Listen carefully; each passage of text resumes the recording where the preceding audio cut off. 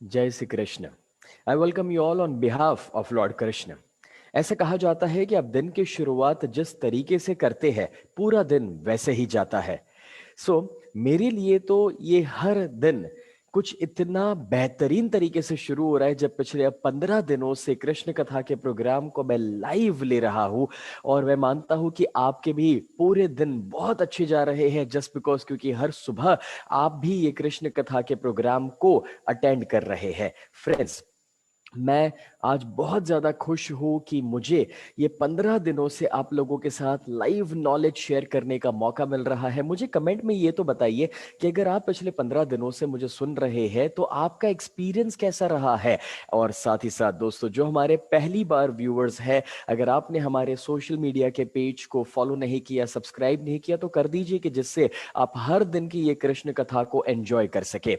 कल के एपिसोड में मैंने आपके साथ शेयर किया था कि किस तरह से जब द्रौपदी वस्त्रहरण हुआ तब चीरहरण के दौरान दुर्योधन का तो थोड़ा दोष था ही था, मगर कर्ण ने कुछ ऐसा कहा जो दुर्योधन को सीढ़ी दे दिया। और वो ये था कि भाई, अगर द्रौपदी को भरी सभा में बिना कपड़े भी वो लाए तो भी चल जाता, क्योंकि जिसके 5 पति है वो वेश्या कहलाने के लायक है। अब इस सिचुएशन को संभालना मुश्किल हो गया। चीरहरण के दौरान भगवान श्री कृष्ण आए और उन्होंने द्रौपदी का साथ दिया, उसे बचा लिया। मगर ये जो वस्त्रहरण हुआ वो बहुत ही बड़ी नींव रखी गई, एक तरीके से कहूं तो बड़े युद्ध की।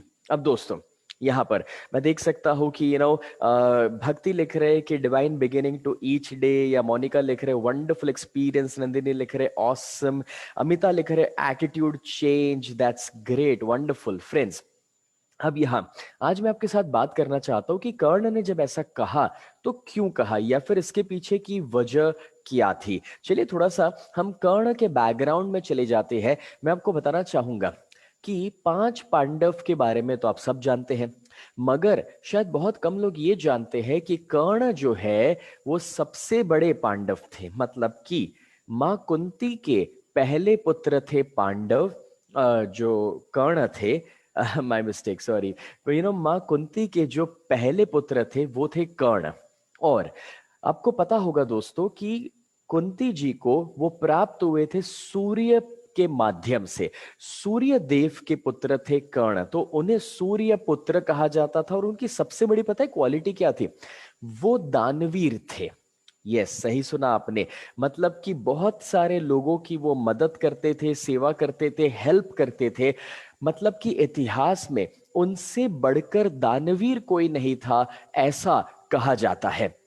और मैं आपको बताना चाहूंगा कि जब वो बहुत ही ज्यादा दान करने में बिलीव करते थे, लोगों की हेल्प करने में बिलीव करते थे, तो अब देखिए वो सूर्य पुत्र है, कुंती पुत्र है, वो ज्येष्ठ पांडव है एक तरीके से कहूँ तो। मतलब कि युधिष्ठिर अर्जुन सभी से बड़े हैं।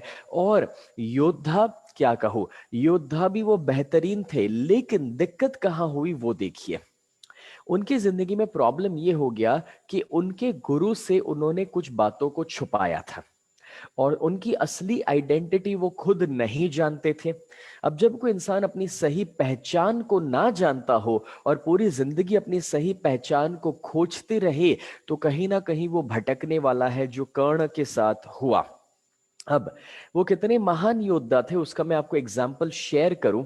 दोस्तों, दुर्योधन को जब पता चला कि भाई वो पांडवों के सामने लड़ना चाहता है और अर्जुन का सामना करना मुश्किल होने वाला है, तो जब उसे मौका मिला, तो एक समय पर जब पांडव और कौरव तैयार होकर आए थे, तो हस्तिनापुर में एक बहुत ही बड़ी स्पर्धा, कंपटीशन रखा गया था इन लोगों के बीच में कि कौन कितना पढ़ाई करके आया, कौन कितना सीख कर आया। उसमें अर्जुन का सामना करना सभी के लिए मुश्किल हो रहा था। और हुआ कुछ ऐसा, वहां पर अचानक से एक सरप्राइज्ड एंट्री करते हैं कर्ण, और वो अर्जुन को चुनौती देते हैं। अब अर्जुन के सामने जब लड़ाई हुई, तब दुर्योधन ने नोटिस कर लिया कि भाई ये कोई पावरफुल है और ये इनके काम आ सकते हैं। तो सामने से चल करके दुर्योधन ने दोस्ती का हाथ लंबा किया, सपोर्ट किया, कर्ण को अपना बेस्ट फ्रेंड बना लिया। और कर्ण की कोई पोजीशन नहीं थी, लेकिन उसे 1-2 गांव देकर वहां का राजा बना करके अपने लेवल पर ऊपर उठा लिया। अब जब कर्ण को कोई समझने वाला, सपोर्ट करने वाला नहीं था, क्योंकि उन्हें तो ये तक नहीं पता कि मेरे पेरेंट्स कौन है, मेरा परिवार कौन है, तो जब दुर्योधन का साथ मिला, जो दुर्योधन ने सिर्फ और सिर्फ अपने स्वार्थ के लिए हाथ लंबा किया था, तो कर्ण ने दुर्योधन को अपना बेस्ट फ्रेंड बना लिया। बिकॉज कर्ण ये बिलीव करने लगे कि भाई जब मुझे जरूरत थी, जब कोई मेरे साथ नहीं है, तब दुर्योधन ने मेरा साथ दिया। लेकिन एक बात तो पक्की है दोस्तों, संगत का असर होता है। अब आप देखिए, कर्ण इतने पॉजिटिव इंसान थे, मगर प्रॉब्लम ये हो गया कि जब काफी लंबे समय तक वो दुर्योधन के साथ रहे, तो कहीं ना कहीं उसकी इफेक्ट आने वाली। आपको पता है, हमारे माता पिता हमेशा से हमें बताते थे कि भाई आपको बुरे दोस्तों से, बुरे लोगों से दूर रहना चाहिए, करेक्ट। लेकिन जब आप कुछ ऐसे लोगों के साथ रहते हैं, तो कॉमन सेंस की बात है कि उनकी इफेक्ट आपके ऊपर, वो बुराई की इफेक्ट आने वाली है। और कर्ण के ऊपर भी कुछ वैसा ही हो गया। लेकिन मैं आपको बताना चाहूंगा कि कुरुक्षेत्र के युद्ध पर, जो महाभारत का महान युद्ध हुआ था, उस पर एक बहुत ही इंटरेस्टिंग सिनेरियो, एक सीन क्रिएट हुआ था। बहुत कम जगहों पर इसे हाईलाइट किया गया है, जो आपके साथ मैं शेयर करना चाहता हूं। इसे अच्छे से सुनिएगा और समझिएगा दोस्तों। एक बार जब कुछ ऐसा हुआ कि अर्जुन और कर्ण आमने सामने, और आप सब जानते हैं कि भगवान श्री कृष्ण अर्जुन के सारथी। अब एक बार कर्ण ने कुछ ऐसा वार किया, बाण चलाया, कि अर्जुन का जो रथ था वो अपनी जगह से 1 से 2 इंच पीछे चले गया। अब उन दिनों में जब ये लोग बाण चलाते थे, तो मंत्र का कुछ ऐसा उपयोग करते थे कि वो बाण नहीं थे, मगर उसके साथ कुछ ऐसी एनर्जी आती थी कि वो एनर्जी से कभी कभार वो रथ जो अपनी जगह पर है वो हिल जाते थे। अब हुआ कुछ ऐसा कि जब वो रथ 1 से 2 इंच हिला, तो भगवान कृष्ण के मुंह से निकल पड़ा, साधो साधो। यानी कि उन्होंने कर्ण की तारीफ कर ली। अब जैसे आप मान लीजिए यहां पर कोई अच्छा डायलॉग सुने, और कभी कभार मानो हम कहते हैं वाह वाह, तो हमने अचानक से तारीफ कर ली। तो कृष्ण ने जब कर्ण की तारीफ की, तो अर्जुन नाराज और परेशान कि भाई आप किसके साइड हो? मैंने इतने सारे वार किए, इसके उसके रथ को कितना वो पीछे लेकर चले गया, या फिर मेरे वार के माध्यम से उसका रथ कितना हिला, तब तो आपने मेरी तारीफ नहीं की।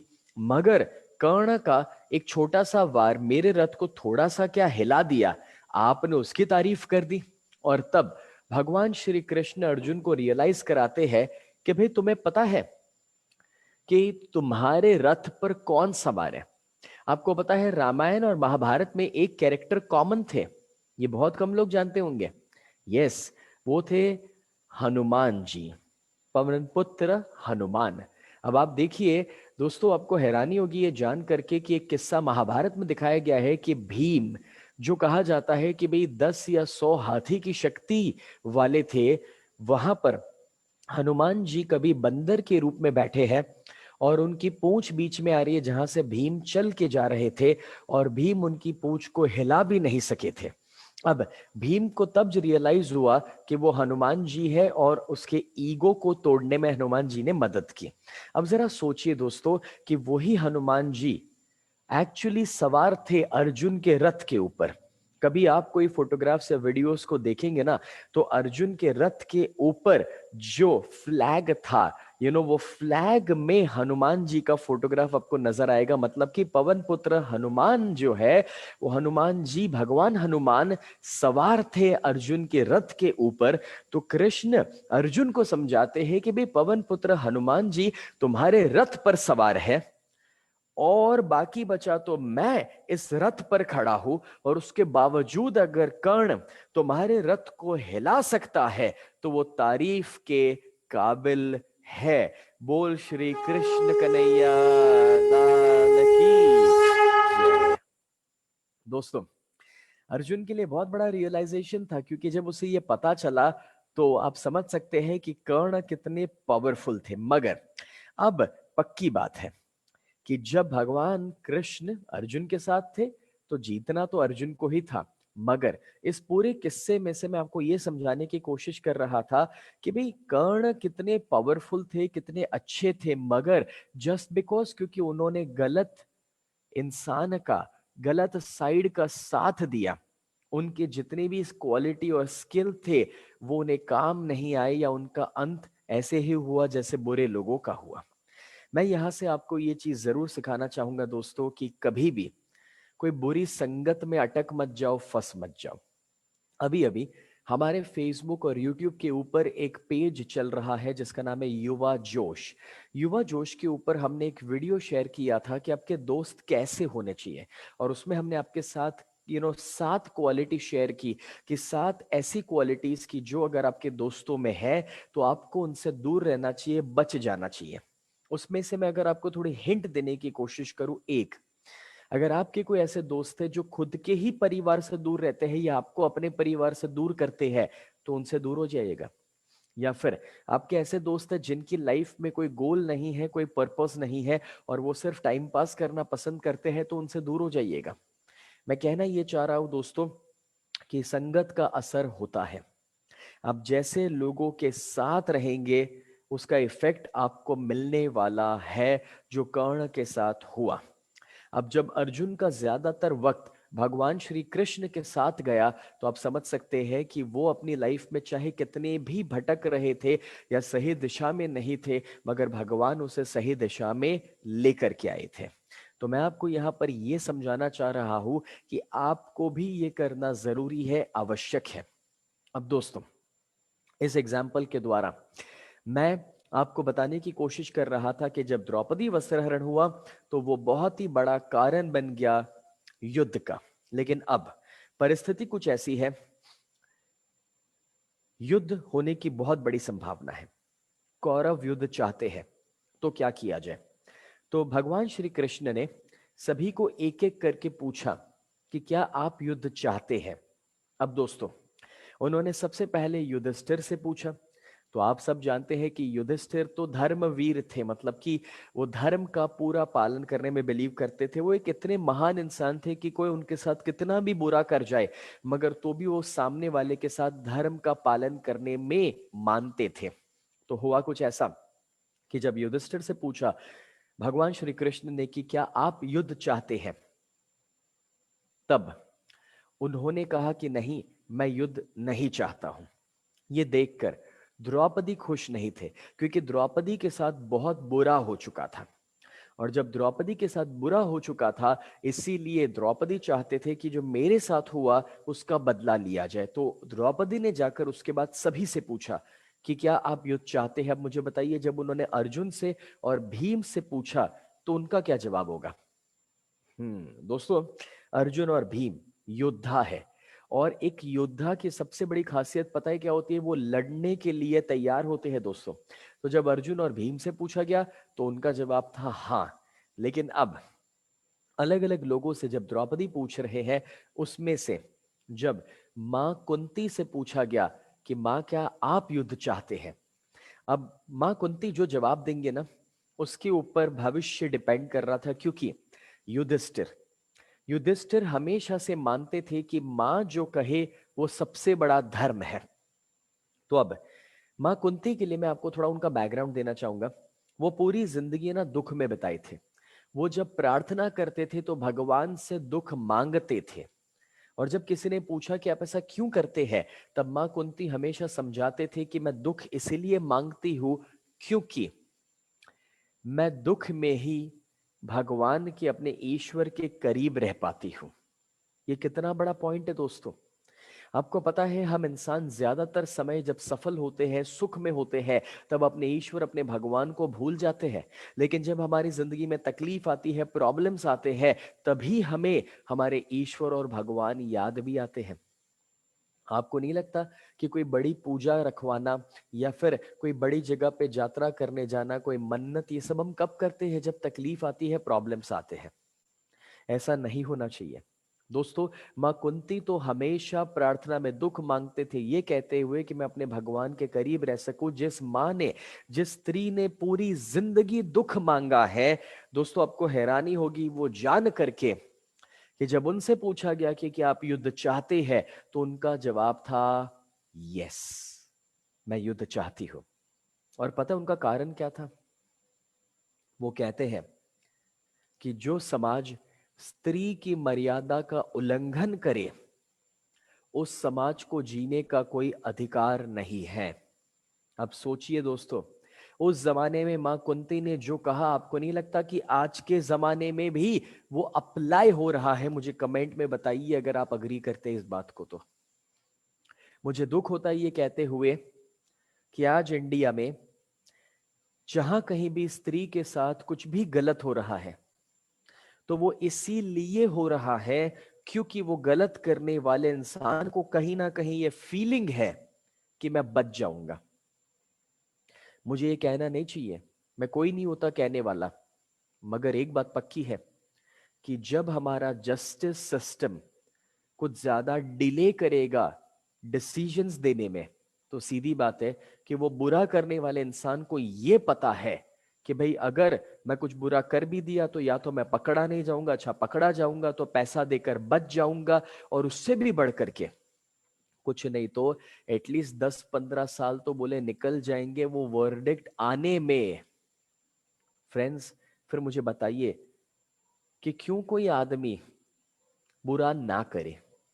मैं कहना ये चाह रहा हूं, इंडिया में बरसों तक मैंने और आपने एक्सपीरियंस किया है कि रेड सिग्नल नजर आ रहे हैं, लेकिन जब कोई ट्रैफिक पुलिस ना खड़े हो तो हम वहां पर खड़े नहीं रहते थे। मैं ये कहना चाह रहा हूं कि जब वो ट्रैफिक कैमरास लगे ना, और या फिर ट्रैफिक पुलिस खड़े हैं, तो सबने डिसिप्लिन फॉलो करना शुरू कर लिया। देखिए, इंसान को कहीं ना कहीं डिसिप्लिन फॉलो कराने के लिए थोड़ा सा लॉ एंड ऑर्डर जरूरी है और उसका स्ट्रिक्ट होना जरूरी है। आज ऐसा कहा जाता है कि अब दुबई या कहीं चले जाए तो वहां पर जीरो क्राइम है। वहां के लिए तो ऐसा कहा जाता है कि एक जमाने की बात थी कि भाई वहां तो गोल्ड की दुकानें, गोल्ड बेचने वाली दुकानें भी है ना, सिर्फ कांच के दरवाजे बंद करती थे, क्योंकि वहां पर लॉ एंड ऑर्डर इतना ज्यादा स्ट्रिक्ट है कि अगर किसी ने चोरी कर ली तो बहुत बुरा रिजल्ट दिया जाएगा, या फिर किसी ने कुछ बुरा कर लिया तो उससे भी बुरा रिजल्ट दिया जाएगा। अब मैं कहना ये चाह रहा हूं कि दोस्तों, कभी कभार वो बुरा रिजल्ट है ना, एक या दो को ही देना पड़ता है, जैसे कि वो शिशुपाल का वध हुआ वैसे, मगर वो दो को जब स्ट्रिक्ट लॉ के मुताबिक जस्टिस दिया जाए, तो मैं आपको बताऊं दोस्तों, वो दो को देखकर ही दूसरे 200 है ना सुधर जाते हैं।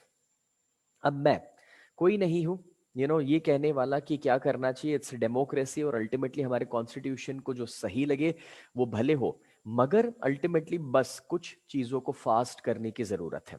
Coming back to the point, मैं कहना ये चाह रहा हूं दोस्तों कि स्त्री की मर्यादा का जहां कहीं भी उल्लंघन हो रहा है वो बहुत ज्यादा गलत है, और इसीलिए मां कुंती ने जो कहा, आई होप आप समझ रहे हैं कि वो क्यों कहा। लेकिन अब कोई कुछ भी कह दे उससे फर्क नहीं पड़ने वाला था। सबसे इंपॉर्टेंट पता है क्या था? सबसे इंपॉर्टेंट था कि भगवान श्री कृष्ण क्या कहेंगे। तो द्रौपदी ने एक एक करके सबको पूछ लिया। युधिष्ठिर ने मना किया, अर्जुन भीम ने हां कहा, मां कुंती ने भी हां कहा। अब घुमा फिराकर बात आई थी श्री कृष्ण के ऊपर कि भी अब भगवान क्या कहेंगे। तो जब द्रौपदी ने पूछा कि आप क्या चाहते हैं, कोई गैस कर सकता है? चलिए कमेंट में मुझे बताइए कि भाई भगवान श्री कृष्ण ने क्या जवाब दिया होगा। सोचिए। दोस्तों, आपको हैरानी होगी, उन्होंने जो जवाब दिया था, उन्होंने ना हाँ कहा ना कहा। भैया वो कृष्ण है, सीधा जवाब तो कभी नहीं देते हैं।